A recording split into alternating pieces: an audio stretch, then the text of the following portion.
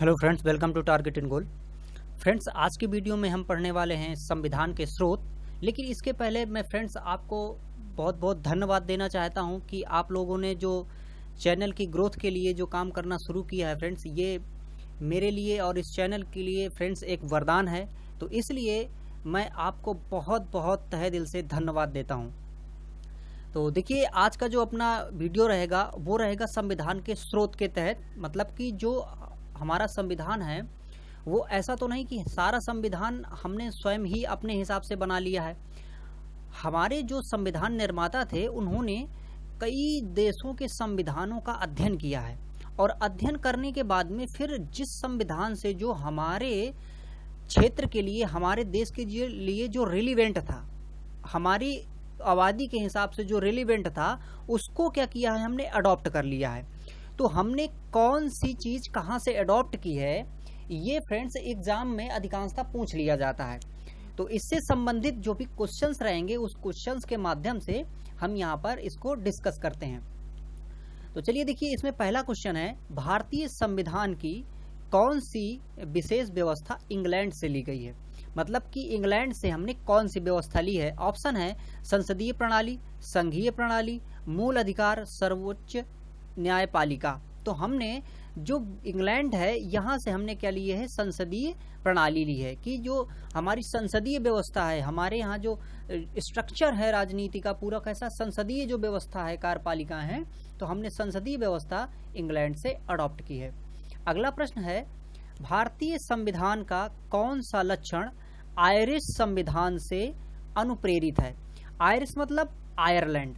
तो आयरलैंड के संविधान से हमने क्या लिया है। ऑप्शन है नीति निर्देशक सिद्धांत, राज्यसभा में सदस्यों का मनोनयन, राष्ट्रपति के निर्वाचन की प्रक्रिया और मौलिक कर्तव्य। तो हमने फ्रेंड्स आयरिश संविधान से लिया है नीति निर्देशक तत्व। मतलब आयरलैंड से क्या लिया है, नीति निर्देशक तत्व। तो नीति निर्देशक तंत्र जो डायरेक्टिव प्रिंसिपल्स हैं, ये डायरेक्टिव प्रिंसिपल्स सरकार के लिए एक दिशा का काम करते हैं, जिसके हिसाब से सरकार नीतियां बनाती है, और वो नीतियां ऐसी होती हैं जो मानव के लिए, मतलब कि हमारे जो नागरिक हैं उनके लिए कल्याणकारी होती हैं। अगला देखिए, भारतीय संविधान का सबसे बड़ा एकाकी स्रोत। ऑप्शन है ब्रिटिश शासन, दूसरा है यूएसए का बिल ऑफ राइट्स, तीसरा है गवर्नमेंट ऑफ इंडिया एक्ट 1919, और चौथा है गवर्नमेंट ऑफ इंडिया एक्ट 1935। तो देखिए, हमने क्या किया है कि सबसे बड़ा स्रोत जो है वो है हमारा गवर्नमेंट ऑफ इंडिया एक्ट 1935। यहाँ से हमने अपने संविधान का बड़ा भाग लिया है। तो इसलिए ये हमारे संविधान में सबसे बड़ा रोल प्रेजेंट कर रहा है वर्तमान समय में। अगला देखिए, भारत की संघीय व्यवस्था किस देश की संघीय व्यवस्था से अधिक समानता रखती है। ऑप्शन है ऑस्ट्रेलिया, कनाडा, अमेरिका, आयरलैंड। तो देखिए, हमारी जो संघीय व्यवस्था है वो कनाडा के ज्यादा समीप है। ऐसा क्यों है, इसके पहले वाले जो वीडियो में हमने देखा था कि जो हमारा संविधान है वो कैसा है कि एक तो कठोर और नम्य के बीच में है। दूसरी चीज हमने ये देखा था कि ये अर्धसंघीय है। अर्धसंघीय का मतलब ये था कि ये कुछ रूपों में सेंटर को पावर ज्यादा देता है। तो सेंटर को पावर ज्यादा देता है तो संघीय व्यवस्था इसी तरह की कनाडा में है। मतलब कि अगर आपातकाल स्थिति आती है तो राज्य के सारे जो कंट्रोल्स हैं वो कहाँ के लिए डाइवर्ट हो जाते हैं, केंद्र के लिए डाइवर्ट हो जाते हैं। इसलिए हमारी जो संघीय व्यवस्था है वो कनाडा के संघीय व्यवस्था से ज्यादा मैच करती है। अगला देखिए, भारतीय संविधान में समवर्ती सूची की अवधारणा कहाँ से ली गई है। देखिए, ऑप्शन है यहाँ पे Canada, Australia, USA, great Britain. तो यहाँ पर हमने जो संघीय जो समवर्ती सूची है वो ऑस्ट्रेलिया से ली है। अब सूचियों की अगर हम बात करेंगे फ्रेंड्स यहाँ पे, तो हमारे संविधान में 3 तरह की सूची बताई गई है। एक है संघ सूची, एक है राज्य सूची, और एक है समवर्ती सूची। तो जो संघ सूची है, इस संघ सूची में जो भी विषय हैं उनमें जो रूल बनाने का, नियम बनाने का जो अधिकार होता है वो किसका होता है, केंद्र का होता है। लेकिन यहाँ पर अगर हम बात करें राज्य सूची में, तो यहाँ पर जो भी विषय हैं इसमें कानून बनाने का अधिकार राज्य का होता है, और एक बीच में सूची होती है समवर्ती सूची। तो ये जो समवर्ती सूची है फ्रेंड्स, ये समवर्ती सूची में जो भी विषय रहते हैं इनमें नियम केंद्र भी बना सकता है और राज्य भी बना सकता है। इसमें से जब हम अनुसूचियां पढ़ेंगे तो अनुसूची में एक 7वीं अनुसूची आएगी। तो 7वीं अनुसूची में ही इस प्रकार से शक्तियों का विभाजन किया गया है। तो इसमें यह कहा गया है कि समवर्ती सूची में केंद्र और राज्य दोनों रूल बना सकते हैं, लेकिन यदि कन्फ्लिक्ट होता है तो वहां पर केंद्र का जो रूल है वो क्या होगा, मान्य होगा। तो इस प्रकार से समवर्ती सूची की जो अवधारणा है वो हमने ऑस्ट्रेलिया से अडॉप्ट की है। अगला देखिए, भारतीय संविधान के अंतर्गत संघ और राज्यों के बीच शक्तियों का विभाजन किसकी प्रेरणा पर आधारित है? मतलब कि भारतीय संविधान के अंतर्गत संघ और राज्यों के बीच जो शक्ति का विभाजन है वो किसकी प्रेरणा है? ऑप्शन अमेरिका, कनाडा, स्विट्जरलैंड और पूर्व सोवियत संघ। तो फ्रेंड्स, ये जो शक्तियों का हमने विभाजन किया है वो कनाडा के हिसाब से किया है, क्योंकि हमने ऊपर ही देखा अभी कि जो विभाजन है संघ का और राज्य का वो कैसा है, कनाडा की तरह है। तो कनाडा से ही हमने लिया है। अगला देखिए, भारतीय संविधान में मौलिक कर्तव्य का विचार लिया गया है। मौलिक कर्तव्य हमने कहां से लिए हैं? ऑप्शन है अमेरिकी संविधान से, ब्रिटिश संविधान से, रूस के संविधान से और फ्रांस के संविधान से। तो हमने जो कर्तव्य लिए हैं फ्रेंड्स, तो कर्तव्य कहां से लिए हैं? हमने रूस से लिए हैं कि हमारे क्या कर्तव्य होंगे। और कर्तव्यों के लिए एक भाग बाद में जोड़ा गया था संविधान में, भाग 4 का और 4 का, और यहाँ पर अनुच्छेद की अगर बात करें तो अनुच्छेद 51 का, ये जोड़कर इस प्रकार से कर्तव्यों को जोड़ दिया गया था। इसका मतलब है कि जो कर्तव्य थे वो मूल संविधान में नहीं बताए गए थे, उसको बाद में जोड़ा गया है। अगला देखिए, भारतीय संविधान में शामिल नीति निर्देशक सिद्धांत किसके संविधान से प्रेरित हैं? ऑप्शन है कनाडा, अमेरिका, ऑस्ट्रेलिया और आयरलैंड। तो नीति निर्देशक जो तत्व हैं, ये नीति निर्देशक सिद्धांत हैं, हमने वो कहां से लिए हैं? हम लिए हैं यहाँ से आयरलैंड से, है ना। डायरेक्टिव प्रिंसिपल्स कहाँ से? आयरलैंड से हमने लिया है। और देखिए ये क्वेश्चन एसएससी में आया था और आरआरबी में भी आया था। अगला देखिए, भारतीय संविधान में मौलिक अधिकारों का उल्लेख करते हुए निम्नलिखित में से किस देश का अनुसरण किया गया है?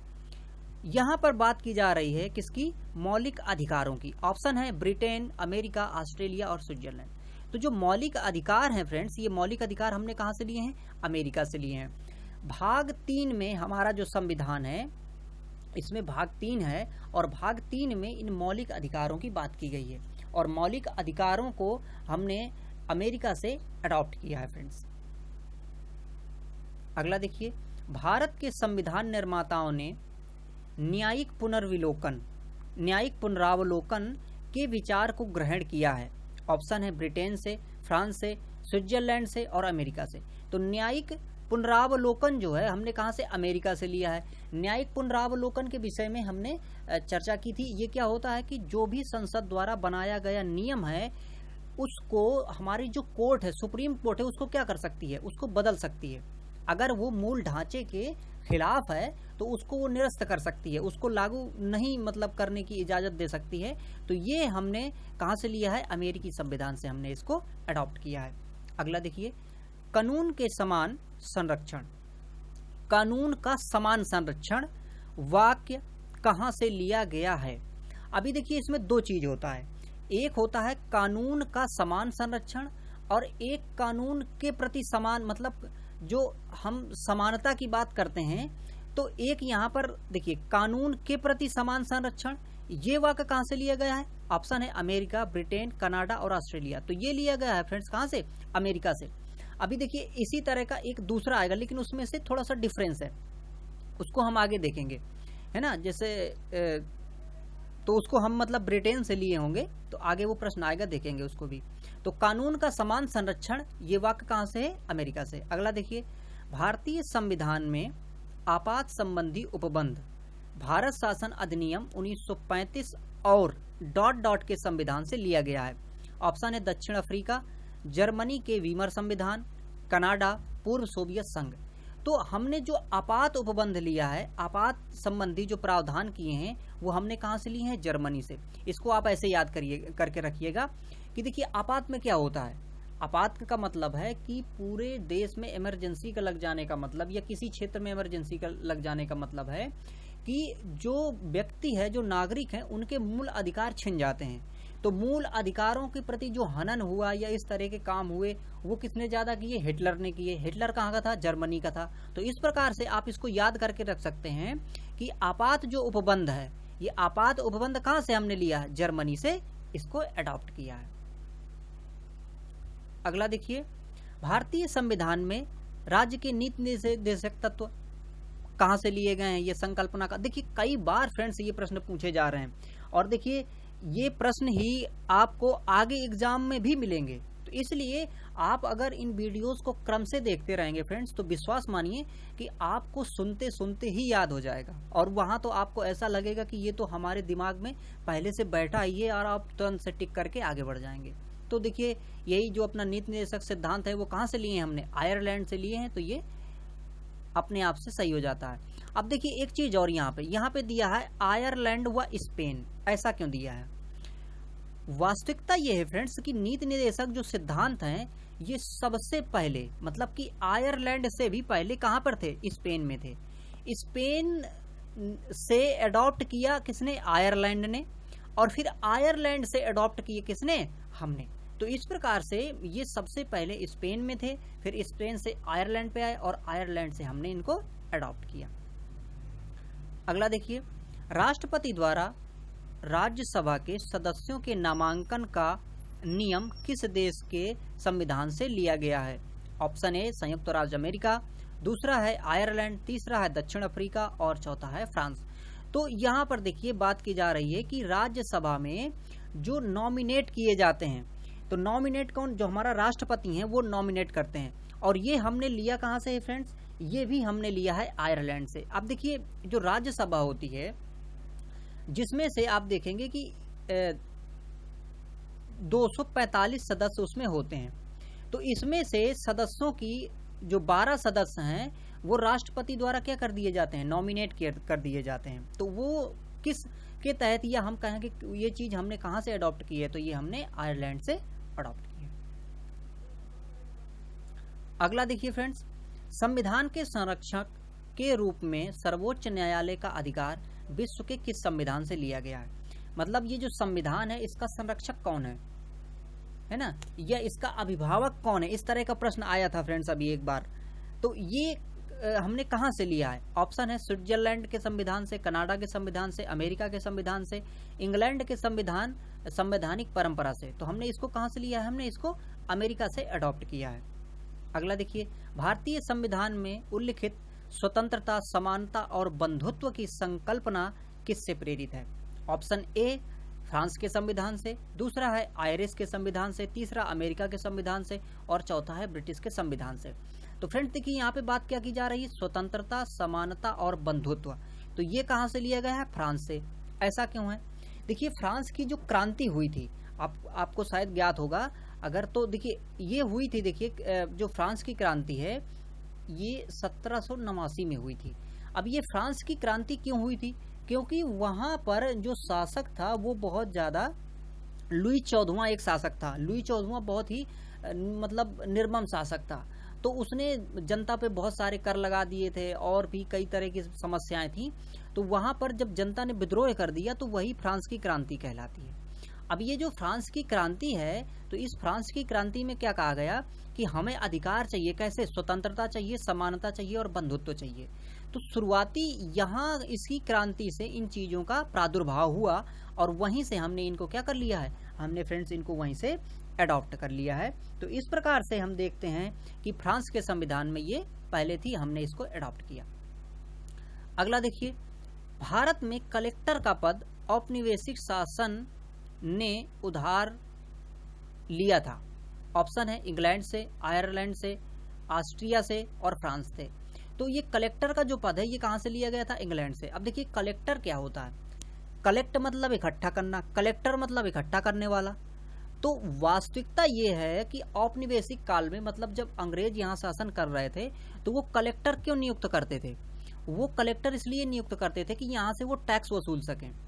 अब टैक्स वसूल करने के लिए वो कलेक्टर को नियुक्त करते थे, जिसको हम आज डिस्ट्रिक्ट मजिस्ट्रेट और ये सब कहते हैं। तो पहले ये जो कलेक्टर थे यही काम करते थे। तो ये शुरुआती कहाँ से लिए गए, मतलब ये इंग्लैंड से लिए गए हैं। अगला देखिए, विधि के समक्ष समता।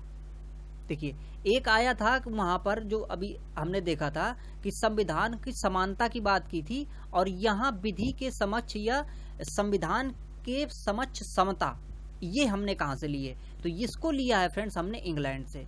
मतलब कि विधि के समक्ष यदि समता की बात की जाए तो हमने इंग्लैंड से लिया है। लेकिन अगर विधि का समान संरक्षण की अगर बात कर दी जाए, कानून के समान संरक्षण की बात कर दिया जाए, तब हम उसको कहां से लेंगे? उसको अमेरिका से लेंगे। तो विधि के समक्ष समता इंग्लैंड से अडॉप्ट की गई है। अगला देखिए, सर्वसत्ता संपन्न संसद की अवधारणा किस देश से ली गई है? इंग्लैंड, भारत, फ्रांस और जापान। तो सर्वसत्ता संपन्न सांसद, ये संसद की अवधारणा कहां से? इंग्लैंड से, क्योंकि संसदीय जो व्यवस्था है वो हमने इंग्लैंड से ही अडॉप्ट की है फ्रेंड्स। या फिर इसको अगर कहीं मतलब क्वेश्चन में ये पूछे कि मंत्रिमंडलीय व्यवस्था, तो मंत्रिमंडलीय व्यवस्था भी कहां से है? वहीं से, इंग्लैंड से ही, क्योंकि मंत्री जो मंडल है या मंत्री परिषद है वही तो पूरा काम करती है संसद में। अगला देखिए, भारतीय संविधान में मूल कर्तव्यों को शामिल करने का विचार किस संविधान से लिया? मूल कर्तव्य आयरलैंड, अमेरिका, फ्रांस और पूर्व सोवियत संघ। तो पूर्व सोवियत संघ या रूस से हमने क्या किया है? हमने ये कर्तव्यों की बात की, कर्तव्यों को वहां से अडॉप्ट किया है। अगला देखिए, भारतीय संविधान द्वारा प्रदत्त मौलिक अधिकारों के स्थगन संबंधी कार्यपालिका के अधिकारों को किस देश के संविधान से लिया गया है? आयरलैंड, जर्मनी, दक्षिण अफ्रीका और फ्रांस। देखिए, इसमें थोड़ा सा इसने बस ट्विस्ट करके पूछा है। कैसे? भारतीय संविधान द्वारा प्रदत्त मौलिक अधिकारों के स्थगन। अब ये मौलिक अधिकार का स्थगन कब होगा? जब आपात लगेगा। तो आपात जो लगेगा वो हमने कहां से अडॉप्ट किया है? हमने अडॉप्ट किया है कहां से? जर्मनी से, है ना। हमने अभी चर्चा की थी कि हिटलर था तो उसने इस तरह से ये सब किया। तो ये किसी भी तरह से क्वेश्चन आए फ्रेंड्स, आप उसको समझिए और उसका आंसर करिए, आप अच्छे से आंसर उसको कर पाएंगे। अगला देखिए, संयुक्त राज्य अमेरिका के संवैधानिक आदर्शों पर भारतीय संविधान में कौन कौन सी व्यवस्था शामिल है? ऑप्शन है संघीय शासन व्यवस्था, मौलिक अधिकार, स्वतंत्र एवं निष्पक्ष सर्वोच्च न्यायालय और न्यायिक पुनर्विलोकन, और चौथा दिया है उपर्युक्त सभी। तो फ्रेंड्स, ये सारी चीजें हमने वहां से देखिए ली हैं। संघीय व्यवस्था जो है, संघीय शासन हमने वहां से अडॉप्ट किया, मौलिक अधिकार हमने वहां से अडॉप्ट किया, और न्यायपालिका की सर्वोच्चता को भी हमने वहां से अडॉप्ट किया है। एक चीज और फ्रेंड्स बता दें कि देखिए, अगर हम संसद की बात करें तो सबसे पावरफुल संसद वो मानी जाती है इंग्लैंड की। इंग्लैंड की संसद के लिए एक वाक्यांश कहा जाता है कि वो स्त्री को पुरुष और पुरुष को स्त्री को मतलब स्त्री को पुरुष और पुरुष को स्त्री बनाने के सिवाय इंग्लैंड की संसद कुछ भी कर सकती है। इसका मतलब सीधा सीधा ये है कि वहां पर कोई भी नियम संसद बना सकती है। लेकिन यहीं अगर बात की जाए कि हम इंडिया की बात करें या फिर अमेरिका की बात करें, तो वहां पर क्या है कि न्यायालय को अधिकार दिए गए हैं ऐसे कि वो इसको क्या कर सकती है? बदल सकती है। तो ऐसी स्थिति अलग अलग है इधर पे। अगला क्वेश्चन देखिए, भारतीय संविधान के निर्माण में सर्वाधिक गंभीर प्रभाव निम्नलिखित में से किसने छोड़ा? ब्रिटिश संविधान ने, संयुक्त राज्य अमेरिका के संविधान ने, आयरलैंड के संविधान ने, या भारत सरकार अधिनियम 1935? तो फ्रेंड्स, किसने? भारत सरकार अधिनियम 1935। देखिए, एसएससी पूछा गया था प्रश्न, तो इसी प्रकार से प्रश्न पूछा जाएगा आपसे। वो इधर उधर थोड़ा सा ट्विस्ट करेगा और पूछ लेगा, और आप इसका आंसर आसानी से कर भी पाएंगे फ्रेंड्स, मुझे विश्वास है। अगला देखिए, भारतीय संविधान में संघवाद किस देश से लिया गया है? यूएसए, यूएई, ऑस्ट्रेलिया और कनाडा। तो ये जो हमने लिया है फ्रेंड्स भारतीय संविधान में संघवाद, तो संघवाद की अवधारणा आप फ्रेंड्स जान ही रहे हैं कि ये हमने कहां से ली है? ये हमने फ्रेंड्स कनाडा से ली। अब कैसे कनाडा से ली? देखिए यहाँ पर ये जो हमने संघ अपनाया है, जिसे हम अर्ध संघ कह रहे हैं, तो वही हमने कहाँ से, कनाडा से इसको अडॉप्ट कर लिया है। अगला देखिए, सर्वोच्च न्यायालय की व्यवस्था भारतीय संविधान में किस देश से ली गई है? सर्वोच्च न्यायालय की, जापान, यूएसए, ब्रिटेन और दक्षिण अफ्रीका। तो हमने कहाँ से ली है? यूएसए से फ्रेंड्स ली है। सर्वोच्च न्यायालय की अवधारणा और व्यवस्था, क्योंकि हमने सर्वोच्च न्यायालय को ज़्यादा शक्तियाँ दी हैं।